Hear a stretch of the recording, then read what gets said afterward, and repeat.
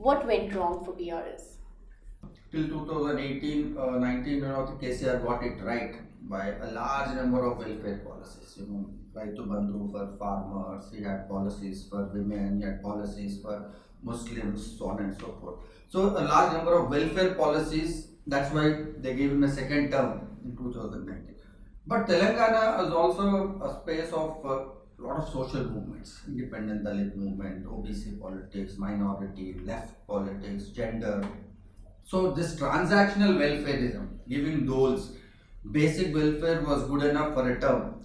Since the beginning of the second term, we were already sensing a kind of a crisis. That there was a kind of an unrest, one to begin with youth.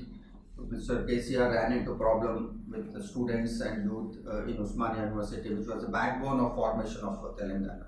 He started cutting funds for all universities.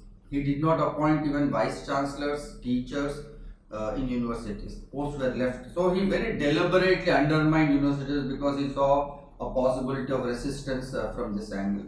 Then Right to Bandhu scheme that went to owners but not to the tenants.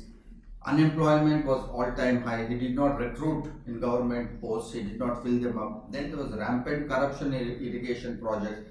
So while welfareism, water resources worked for him in the first term, these later issues which were demanding to go beyond the basic welfare, people were, because there's a higher level of aspirations and expectations in Telangana.